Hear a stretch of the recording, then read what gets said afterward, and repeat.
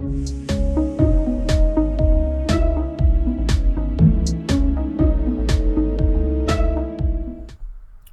right, welcome back to the Weekly Intellectual. By this point, you know that title is somewhat of a misnomer. Unfortunately, life has gotten busy over the past month or so it's been about a month since I've released an episode on this podcast, but I want my listeners to know that it is my intent to continue with a weekly schedule of releasing episodes, and this is my first go back at it with that schedule. But this will be the continued expected time of release, is each week, Tuesday evening. So with that in mind, I just wanted to say also that I'm trying something new this week, and that is not going off a script. The first 4 episodes I went scripted for the purpose of making this a more informative and educational, straight to the point type of podcast. And the upsides obviously are that it is more to the point, more exactly what I want to say and less fluff. The downside being that I might have come across as robotic and measured and not quite human. So I hope to balance that out this week by reading from notes, but also providing my own insights into the things that I describe. And hopefully that way it will be a good balance between informative, educational, and still being somewhat conversational to where it will spark further interest, further thought on the topic at hand. This week, that topic is physics. And one other quick caveat about physics this week is that I am coming from the perspective of not being trained in the scientific fields. I studied humanities for the most part in school. Anthropology specifically. So my focus and my background does not make me an authority on this topic at all, but I am an interested researcher, an interested observer in scientific phenomena. So more recently I've read scientific works from the likes of Robert Sapolsky and Steven Pinker, but again, those are mostly social scientists who mix in hard science, what you might call the classic sciences of physics and chemistry and biology into their work. So with that being said, let's dive into it, and just know that I am going on a historical arc of physics, but not it will not be a comprehensive arc, comprehensive historical record. Rather, it will be focusing on the points that I hope will be interesting to my listeners, and I hope we can engage in conversation. So with that, let's jump into the work of Aristotle and his thought. As I'm sure you are aware, Aristotle has dominated much of Western thought since he started, since he was on the earth. And one of the main fields that he did dominate and did come to grip Western thought for centuries was in the field of logic. And these ancients, as it relates to physics, will be less about physics itself and more about laying that groundwork that later thinkers, more modern AD thinkers, where they took the field of physics. But Aristotle talked about logic, and he used term logic or syllogistic logic, and expanded the concept of deductive reasoning. So this lasted until, again, the 1800s, in the West at least. So he, from the early BC centuries until the 1800s, he dominated Western logic with this deductive reasoning. And there is also inductive reasoning, which he called secondary. It is not foolproof because past experiences cannot tell us the future, but they make us more predictive, more certain of future events. But deductive reasoning is basically that which says, this is true, so this must be true. We'll go over a famous example of that, which may have already come to mind to some listeners, of deductive reasoning. And then inductive reasoning is more so, this happened, therefore this might also happen. Requires more of a hypothesis, does inductive reasoning. All right. Just a quick side note, Aristotle also proposed the law of non-contradiction and the excluded middle, which both say that either something is true or false, and they can't be both. That's the law of non-contradiction. And the excluded middle is that if something is true or false, it cannot be true, false, or half and half. So those are some of Aristotle's main points of thinking. Another is empiricism, and that basically stated that all knowledge is based off of experience, which is ultimately based on human senses. This later became a school of thought in philosophy, did empiricism, but for Aristotle it was more so comprehensive and basically stated that our senses should be able to tell us all that we need to know about our reality. Lately, for more modern minds, this has fallen out of favor, because as we know now, our senses are highly limited in their ability to describe reality as it is. Our senses often fail us or are too limited in their scope to be able to cling to with definity. All right, so that famous example of term logic that I mentioned earlier is Socrates is a man, all men are mortal, so Socrates is mortal. Starts with that first step, Socrates is a man. Second step, all men are mortal. Last step, so Socrates himself is mortal because he is a man. Again, people are very familiar with that already, I'm sure. All right. Empiricism itself, Aristotle's empiricism, contrasted Platonism. Platonism included the divine realm. So a Platonist at least considers the possibility of there being a divine realm, at the least. Empiricism, again, focuses on what we can perceive with our senses, and so that excludes the spiritual realm, which might be more thought-based or experienced on other planes other than our senses. Not that Aristotle wholly rejected spirituality, but rather focused on that which can be seen, felt, heard, those sensory perceptions. All right. And then we are going to jump to Ptolemy next, who was in the 1st century AD until 170 AD. He was born in 100 AD.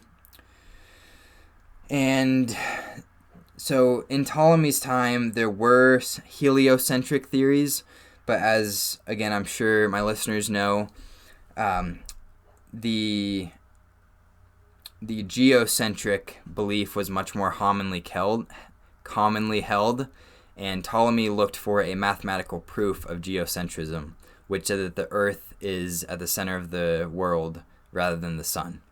The heliocentric model would much later come into acceptance, as we will see later on. During the Golden Age of Islam, we are now fast-forwarding about 800 years or so, Ibn al-Haytham was possibly the first theoretical physicist, and again, that was the Islamic Golden Age.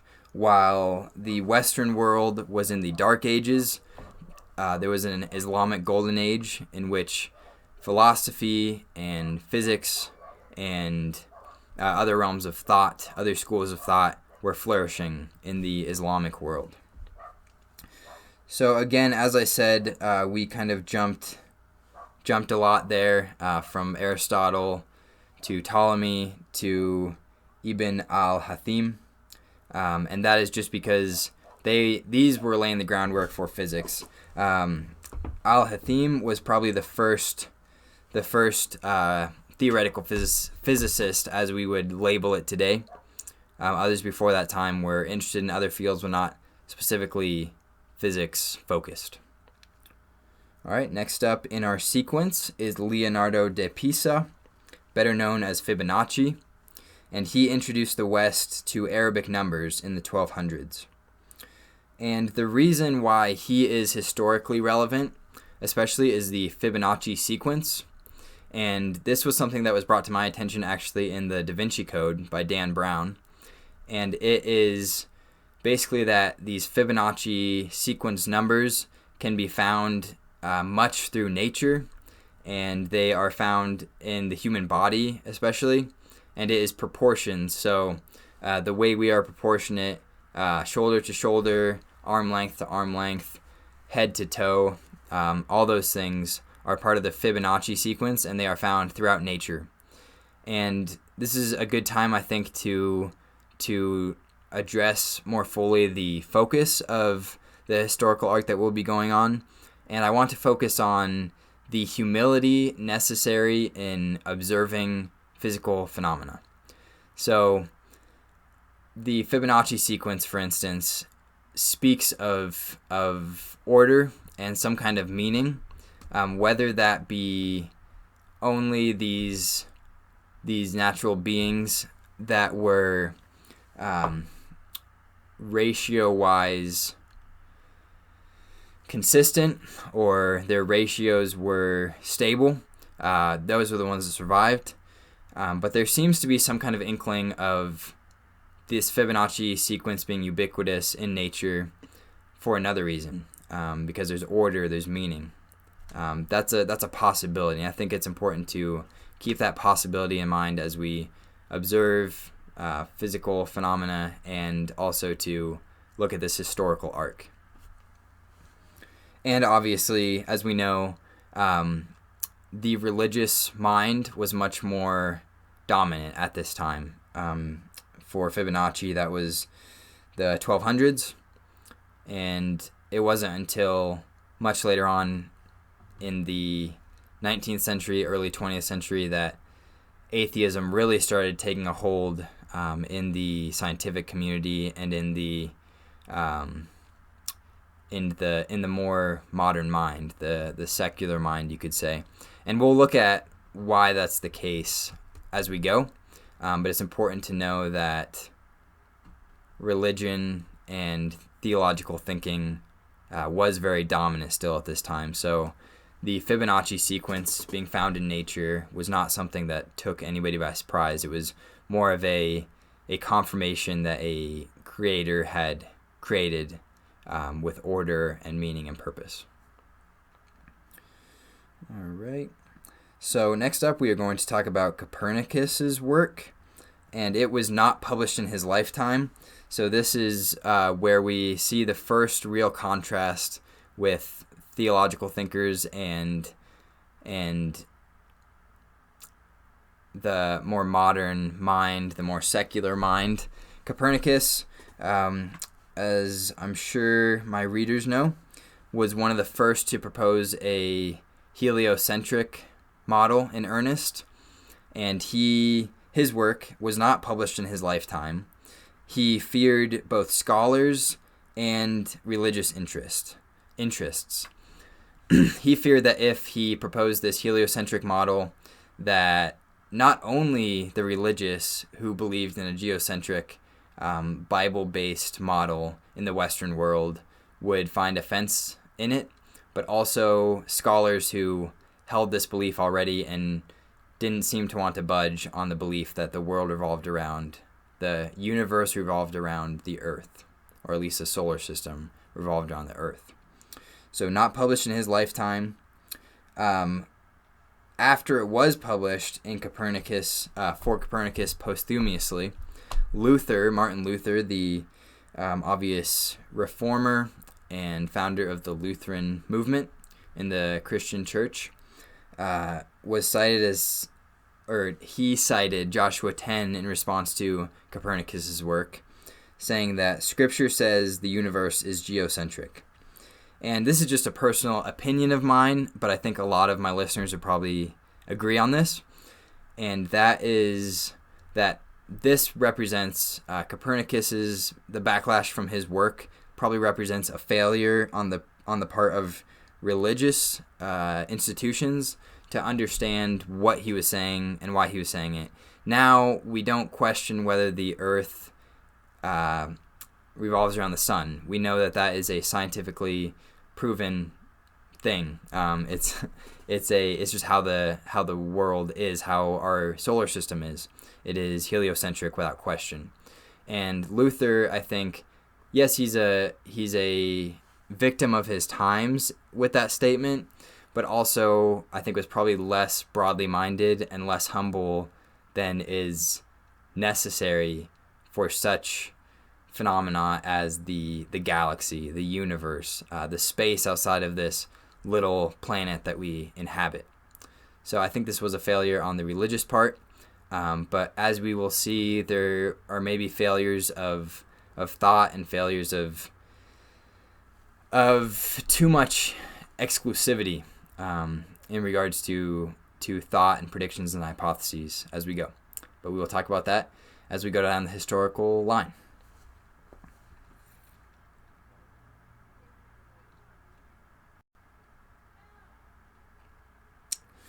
All right, so the Aristotelian world was founded on the idea that the heavens were unchangeable, and yet there had come proof that the heavens were not unchangeable. Rather, with Copernicus's work, it was shown that our perception of the heavens is not immutable, it is not unchangeable, and this to me is further proof that no theory really is ultimately safe. That's kind of the scientific method, says that we can always hypothesize better, we can always find better proof of our hypotheses, and we can change those hypotheses and ultimately our conclusions based on new findings. So I think that's important to keep in mind. Everything must bear scrutiny or be discarded when there is ultimately self-evident reasoning for the opposite to be true. There are countless examples of things we thought were true before that we discard now, such as the geocentric model. And it is necessarily discarded unless we are to let our cognitive dissonance overcome us and reject truth when we find it. There is a quote from the book that I got a lot of this information about physics from. It is called Physics in 50 Milestones, and the full citation will be both in the description for the episode on Spotify, Apple Podcasts, wherever you listen to your podcasts, and also on YouTube. But this quote comes from page 47, and it says, "We have, at a very generous guess, managed to view perhaps 1% of the observable universe. As the technology improves, it will be even less than that." So even less than 1% of the universe we understand fully and concretely. And I think this is where humility is also necessitated by the scientific community. Humility is necessary in the religious community, as we've seen with folks like Luther, who may have overstepped their bounds in understanding the universe. But also those in the scientific community need to address that 1% or less is not a lot. It is not for us to describe every facet of our known universe when 1% is all we can talk about with any kind of certainty. So we'll go ahead on to the next person of historical interest, and that is Galileo. Galileo, he was somebody who took Copernicus's heliocentric model and ran with it. And he said that basically the heliocentric model is true, and whether that be in opposition to the church or not, it must be addressed, it must be admitted. He was put on trial and convicted of heresy for those views, and throughout, though, Galileo remained a devout Catholic. And I think it's important to note that Galileo and Copernicus were not necessarily non-religious. They were, in Galileo's case at least, he was a devout Catholic who observed these things and wanted to reconcile his Catholicism with these newfound views. When he was put on house arrest, it was very much a pardon for him. They had to convict him to make the church folk happy, but also they recognized that it was not quite fair to give him a harsh punishment. So he was allowed to stay under house arrest and do all the work that he would otherwise do at home, kind of like a lot of us are experiencing right now, under different circumstances. Einstein would later call Galileo the father of modern science. He equated math with physics and cemented the scientific process. So math and physics is becoming much more fleshed out at this point. Galileo studied the trajectory of the Earth, the trajectory of planetary bodies, and equated that mathematically to create a more concrete scientific method. Next, we will look at Newton quickly. Newton studied optics. It was one of his groundbreaking fields of discovery. He studied eyes and vision, and that was one part kind of related to physics, but not explicitly in his realm of physics studies. His groundbreaking work was the Philosophiae Naturalis Principia Mathematica, or simply Principia. It was published in 1687, and it was, as you can tell from the translation, it is about natural philosophy, Philosophiae Naturalis Principia Mathematica. So, natural philosophy, mathematic principles, essentially. It is interesting to note that natural philosophy is the term used for science, often in the early days of the scientific revolution. This particular work is in the heyday of the scientific revolution, and he wrote it with the purpose of forwarding that cause, the scientific revolution, the discoveries that were happening at that time. He wrote to his friend, the English polymath Robert Hooke, and said, "If I have seen further, it is by standing on the shoulders of giants." You may be familiar with that quote, but I think it is important to emphasize, again, for the purpose of emphasizing the humility through this historical arc, through this historical pattern of the development of physics, that these geniuses, these giants of physics and of other fields, recognize their innate incapacity to fully understand these things, but rather were, like Newton said, standing on the shoulders of giants as he studied and as he developed these theories.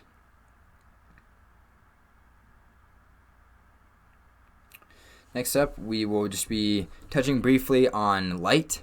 And light, for a long period of time, was baffling to physicists. They considered it a wave, and then there was evidence that it was also a particle. So the debate raged for quite a while about whether it was a wave or a particle. Turns out that the resolution to this apparent contradiction came with the discovery of wave packets called photons, which are able to act as waves or particles depending on the circumstances. And that is a quote from page 79 of Physics in 50 Milestones that I previously mentioned. This is another great example of our models constantly being able to be improved, being able to be more exact in their representation as we go, and how we need to have that humility to be able to correct them and improve them and make them better over time, rather than sticking to our guns of our original hypotheses.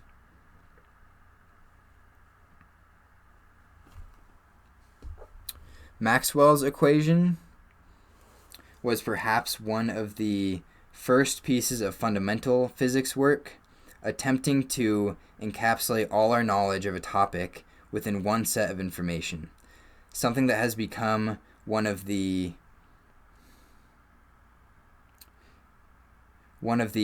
main goals of modern physics. and that is from page 99 of that same book. So Maxwell's equation is an attempt to put everything together, and this has not always worked out well. Recently, in my research of math and science, it has kind of become a more modern obsession to try to create a theory of everything. That is the name of the Stephen Hawking movie based off of his book, A Brief History of Time.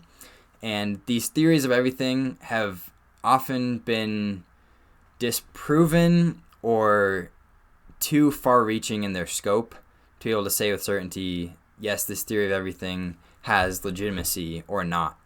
And I think it just goes to show that in our modern times, with these theories of everything, religion and science both, to some degree, fail to give us all the answers in themselves. They fail to be totally comprehensive and give us a full understanding of our reality. Instead, I think humble, bold seeking is the answer. Humility, but boldly seeking answers seems to be a good compromise, a good middle ground to not being able to understand it all. Michelson and Morley found nothing where they thought they'd find humiferous ether or just ether. And this is at the turn of the 20th century when they were doing this work. They thought that the universe contained wow, it's hard to read my writing sometimes. I'll just say ether. They thought they would find ether. Turns out there's nothing there. And this paved the way for the idea of relativity, which we will learn about shortly. The Rutherford model of the atom is pretty much what we have today. Most of the mass is in the nucleus of atoms. The rest is empty space. So this is essentially this weird true reality that we find ourselves in today. As we get more details about it, basically much of what we see and observe is empty space, with the nucleus being the most of the mass of atoms. Perhaps some absurdity of reality there, but true. This Rutherford model represented that atoms are mostly empty space. In 1915, of course, Einstein produced his 4 papers in his miracle year of 1915. The magnum opus being his theory of general relativity. It introduced the theory of general relativity, and of course that is huge even to our modern day understanding of physics and our universe. Heisenberg's uncertainty principle came shortly after, and it said that things can change without our full understanding of them. Again, that's the uncertainty of it, and we probably do have some free will. It was Heisenberg's postulation based on that idea that things change, things are random sometimes, and therefore we are probably agents somewhat in our actions. Gödel was another physicist of the 20th century who, similar to Heisenberg, talked about uncertainty. And he is quoted as saying, "The axioms you choose will always be the limits of your system." So axioms are those things that you choose to be true, that you go off of. But Gödel pointed out that those axioms are the limit. If you hold true to those, you will never see what is beyond them or what is outside of them if those are your axioms.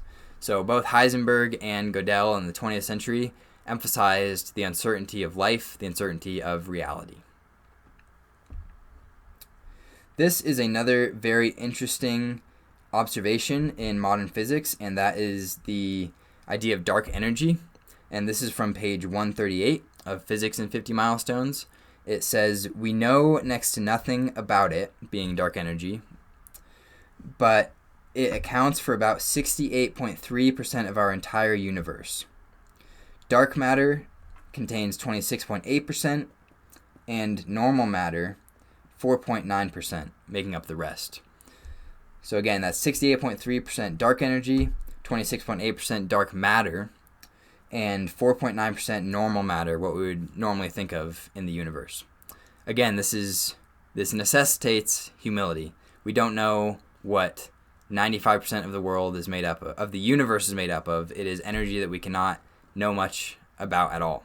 The 1% from earlier is going off of other systems, but these systems essentially show the same thing. We cannot know a large percentage of our universe in its full reality.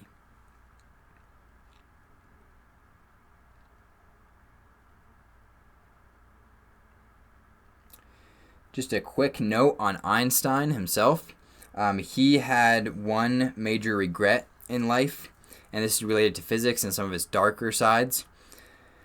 Einstein's E equals mc squared was crucial to atomic bomb development, and he is quoted as having said, "I have made one great mistake in my life. When I signed that letter to President Roosevelt recommending that atomic bombs be made." Obviously, that is probably one of the darkest acts of physics study, was the atomic bomb going off in the Japanese towns of Hiroshima and Nagasaki, and Einstein regretted it deeply.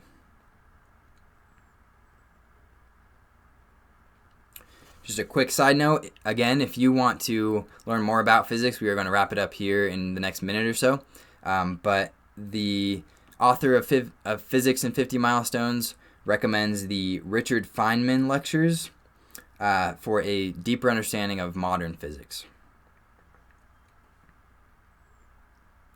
And I will just end it with this. This is a quote from James Still. I believe I'm saying that right. The author of Physics in 50 Milestones.